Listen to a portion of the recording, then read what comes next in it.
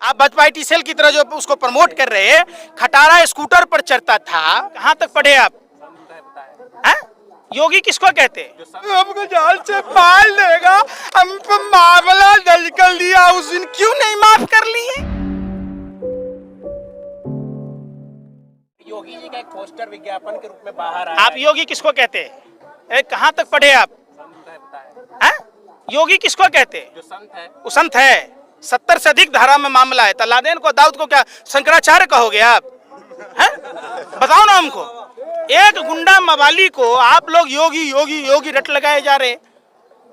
आप समझो वो नाथ संप्रदाय से आते हैं, वो हिंदू नहीं है। अरे सुनिए ना, नहीं सर, आप बोल वो रहे हैं बाबा उनको गोरखनाथ। हाँ, तो योगी नहीं कह सकते, तो सरकार भी तो ये कह रही है कि इनको किसान नहीं कह सकते, जो हिंसा करने पर अच्छा, उतर जा रहे हैं। आप खालिस्तान कह दीजिए, भरवा कह दीजिए, ये आपका अधिकार है।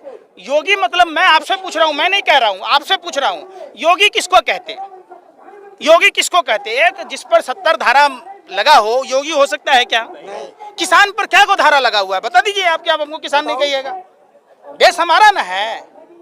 70 धाराओं में। अब दूसरी बात, देश के लिए करता अब समझिए, हमारे वोट से गीले चावल में गलती से शक्कर क्या गिर गई, आप फिर समझ बैठे। देश की धाराएं साबित नहीं हुई है ना, जब तक साबित कौन करेगा?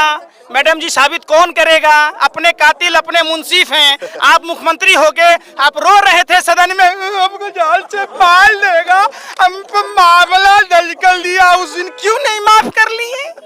बताओ। अभी अडानी का हीरोइन पकड़ाया तो आप वहाँ FIR ही नहीं करोगे। आप ही कातिल हो, आप ही मुंसिफ हो। जब पुलवामा में 300 किलो RDX आया, आप ही चर्चा नहीं करोगे तो कुछ पता है? खाली 59 ग्राम गांजा पर डांस करोगे नागिन, हैं? क्या मतलब है? हम लोग अन्न नहीं खाते, हम लोग नहीं देख रहे। पहले भी थे, पहले भी कमा खा रहे थे, पहले भी। कौन खा रहा था? कौन था इसे? मोदी जी के आने से पहले खटारा स्कूटर पर चढ़ता था, शायद आपको नहीं पता। आप भाजपा सेल की तरह जो उसको प्रमोट कर रहे हैं, खटारा स्कूटर पर चढ़ता था और शेयर मार्केट में दलाली करता था।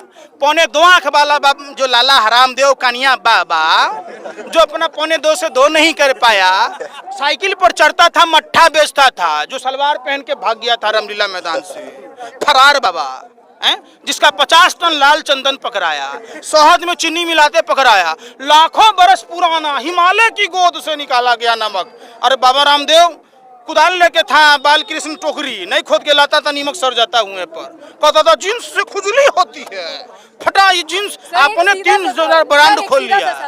सर पहले एक बात बताइए, आप ये कह रहे हैं कि ये जनता की लड़ाई है। जनता तो टीवी इंटरव्यू में कह रही है कि हमें इससे बहुत परेशानी हो रही है, हम अपने दफ्तर नहीं जा पा रहे हैं। आप ये बात आप किसको समझा रहे हैं? ऑडियंस किराए के होते हैं, गेस्ट किराए का होता है 5-5 हज़ार रुपया। हमको बिठा दीजिए आप वहाँ ऑडियंस में, चलें? चैनल वाला बिठा लेगा, छठी रात का दूध याद करा देंगे, 5 सवाल पूछेंगे, बंद हो जाएगा चैनल। ये PMO तय करता है कि वहाँ जनता कौन है। आप अपने ही लोगों को बिठा देते हैं, कहते जनता है, ये गेस्ट है। 5,000 में मौलाना को बिठा दीजिए, 5,000 में पंडित को बिठा दीजिए, और उसी से अपने रानी मदारी के खेल की तरह खरीदने वाला भी आपका आदमी। बाबू 2 75 दे दीजिए, हमको बड़ा फायदा हुआ, तो आप ही का आदमी रहता है। कि 2022 में उत्तर प्रदेश में चुनाव आने वाले, क्या लगता है आपको किसकी सरकार बनेगी? सरकार जिसकी किसान सोच लेगा उसी की सरकार होगी। और किसान को चूंकि नरेंद्र मोदी जी ने लोक लुभावन नारे दिए थे, किसानों की आय दुगुनी होगी, 5 रुपया बढ़ाया है मात्र। देखिए कितना, अरे सुनिए ना, अरे सुन लीजिए भैया, आपने पीयूष गोयल को नहीं सुना? 5 रुपया पे नागिन डांस रहा है। अरे 5 रुपया डीजल पेट्रोल पर बढ़ाते, बाकी वापस ले लो। हमारे यूरिया खाद पर जो दाम बढ़ाए, DAP पर बढ़ाए, उसको वापस ले लीजिए। 5 रुपया ने 10 रुपये तुम बढ़ा लो, देखो फिर नागिन डांस। दे रहा इतना सा, अब प्रचार इतना सा। योगी जी ने कहा है कि 25 रुपया गन्ना का रेट बढ़ा दिया हैं, तो 4 साल से का झक मरा रहा था उत्तर प्रदेश का गुंडा वाली मुख्यमंत्री, आज 700 रुपया DAP पर बढ़ गया, तो इस पर काहे नहीं बोलता है? आप बताओ ना, बिजली के दाम बढ़ गए, डीजल पेट्रोल के दाम डबल से अधिक हो गए, 100 के पार हो गया, तो उस पर बात ही नहीं हो रहा है। क्यों नहीं हो रहा है भैया? मोदी जी हेलमेट पहन के सेंट्रल विस्टा का काम देखने गए थे, टनल में हाथ भी हिरा ले। सिक्योरिटी के बिना। है? सिक्योरिटी के बिना टनल में कौन था? प्रधानमंत्री को झूठा प्रचार करने की आदत है, आज से नहीं। ऐसा कोई सगा नहीं जिसको ठगा नहीं। जिस माँ के गर्भ से जन्म लिए माँ को ठग लिया, जिस पत्नी से शादी किया पत्नी को ठग लिया, जिस घर में थे तो घर का गहना जेवर चोरी कर लिए, तो घर में बाबूजी का हार्ट अटैक हो गया। गुजरात के मुख्यमंत्री थे तो गुजरात का तो देख ही रहे क्या हाल हुआ। जिस अहमदाबाद शहर का नाम कर्नावती था, ट्रंप की गुलामी में कोरोनावती बना दिया, पूरे देश में कोरोना की आग में झोंक दिया। प्रधानमंत्री चाहता तो देश को बचा सकता था। जब प्रधानमंत्री बना, ये कोरोना से भी खतरनाक है नमूना वायरस, सबसे खतरनाक वायरस है। और उत्तर प्रदेश की जनता ने बंगाल चुनाव के बाद देखा, जैसे हरियाणा में हाफ, झारखंड में साफ, महाराष्ट्र में सुपरा साफ, और दिल्ली में बाप रे बाप, बंगाल में इनका हुआ था मुंडन साफ, उत्तर प्रदेश में होगा इनका मुंडी साफ। चूंकि 2018 जो 19 का जो चुनाव हुआ, 17 में 14 में जो छोटे छोटे चुनाव हुए, लोकसभा के, राज्यसभा के, नगर निगम के, लोगों ने देखा टूटी खाट फटा लंगोट, अमर गया भाजपा को देकर वोट। सोचा था बनियाइन के ऊपर नहीं शर्ट आएगी, क्या पता था बाद में पतलून भी उतर जाएगी। तो इसलिए लोग सोच समझ के वोट करेंगे। आपको नहीं लगता कि 10 महीने आंदोलन को गिराव में प्रवेश कर चुके हैं, सरकार आपको सीरियस नहीं ले रही है? सरकार क्यों लेगी? मंत्रिमंडल विस्तार कर रहे हैं, वो जातीय आंकड़े पे कर रहे हैं। मंत्रिमंडल विस्तार इसलिए कर रहे हैं, इनको पता है कि फिर दोबारा हम सरकार में नहीं आएंगे। जब देश का राजकोषीय घाटा बढ़ चुका है तो ऐसे में मंत्रियों को बदलना मतलब पूर्व मंत्री का दर्जा लेकर देश का ही वेतन भत्ता खाएंगे, तो इसका बोझ आम जनता पर पड़ेगा। फिर जो नए मंत्री बनाएंगे वो भी वेतन लेगा। इसके बजाय मोदी जी को चाहिए मंत्रिमंडल में कटौती कर देश की अर्थव्यवस्था को सुधारना, राजकोषीय घाटे को पाटना। लेकिन ये कब करते? जब इनको कॉन्फिडेंस होता है कि हमने कोई काम किया है।